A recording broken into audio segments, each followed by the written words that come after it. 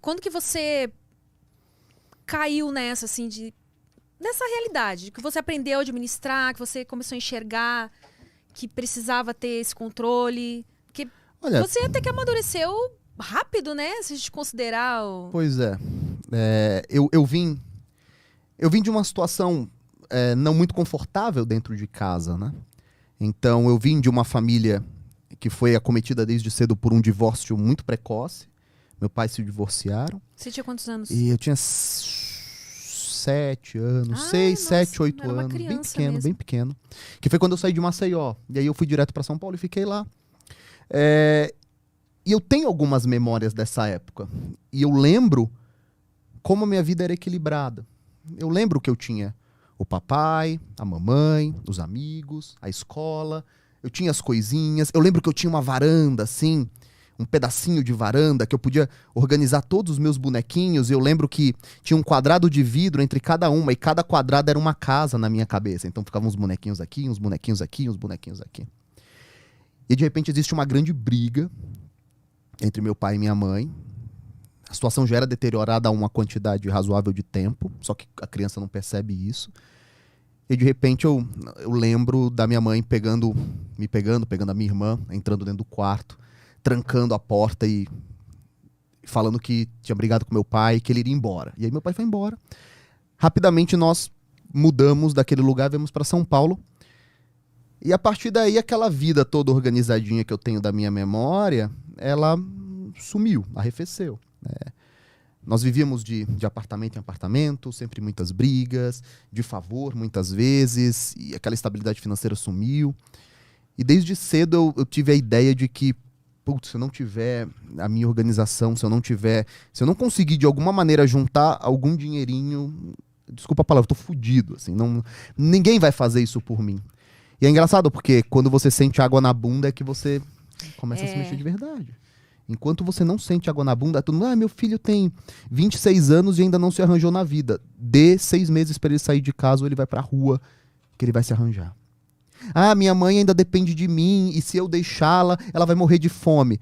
Cara, você vai se surpreender com o fato de que se você pedir para ela cuidar da própria vida, ela vai cuidar da própria vida, ela não vai morrer de fome, ela não vai acabar no minhocão, ela não vai acabar pedindo esmola na rua. As pessoas só se acomodam com essa situação, né?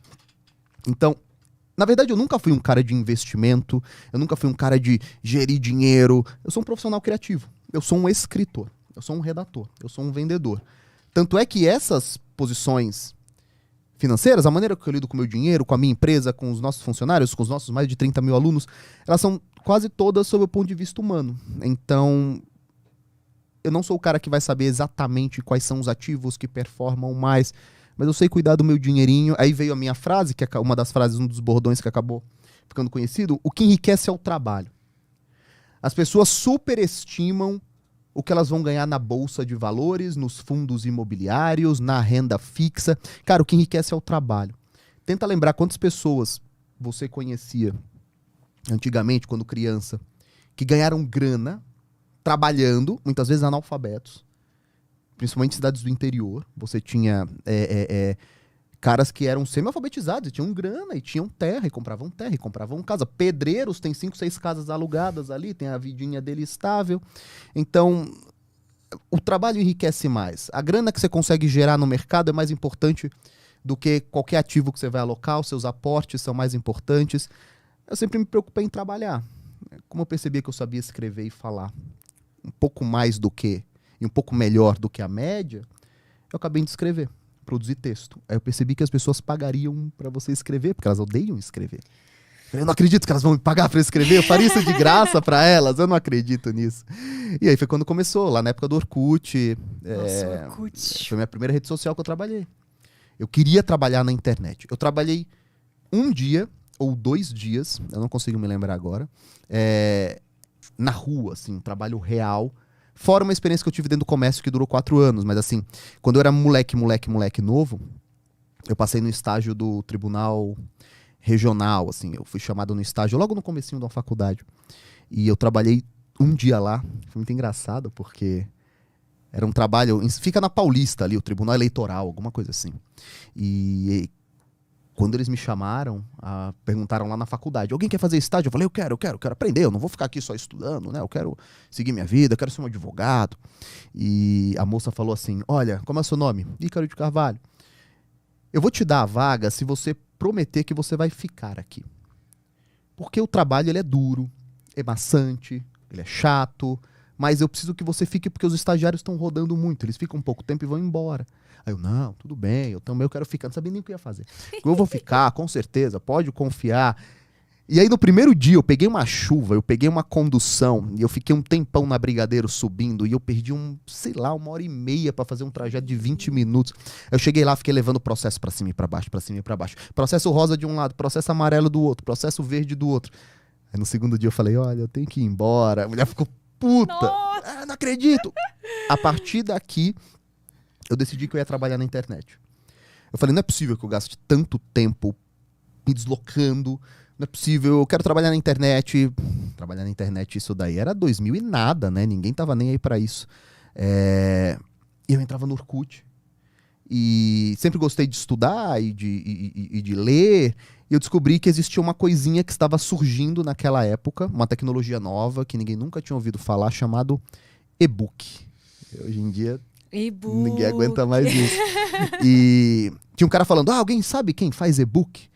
Eu fui procurar e eu falei, nossa, mas é só escrever um livro, né? 40, 50 páginas aqui. Naquela época, menino novo, sei lá, fazia 20, 30 páginas num dia rapidinho. Fonte maior. E eu falei, tá bom, eu faço isso daí. Aí o cara, mas você me entrega, tal. Um assunto era sobre investimento. Uma coisa mais simples assim. Eu falei, faço. Aí o cara, mas quanto você cobra? Eu falei, R$600. Na época, a minha esposa, que era minha namorada, ela era a melhor funcionária do Ministério Público no estágio. Ela ganhava R$280 de bolsa auxílio. Quê? Eu falei, é absurdo como as pessoas ganham. Eu nem sei quanto ganha hoje, porque faz 15 anos, mas era ridículo, assim. As pessoas estagiavam por nada. Estagiavam por nada. Eu falei, meu Deus, o cara vai me pagar R$600 por eu escrever uma coisa que eu iria escrever de graça. A partir desse primeiro e-book, fiz o e-book e ele depositou. A partir desse momento eu falei, nunca mais eu preciso buscar trabalho. Eu vou atender essas pessoas, esse mercado vai crescer, as pessoas vão sair do Orkut e haverá outro Orkut, e aí as pessoas vão precisar de e-books, e minha vida inteira era construída nos e-books. Eu vou casar vendendo e-books, e aí marketing digital depois viria, mas foi assim. Percebi que eu conseguia atender um pouco de demanda, eu consegui resolver alguns problemas, nunca mais trabalhei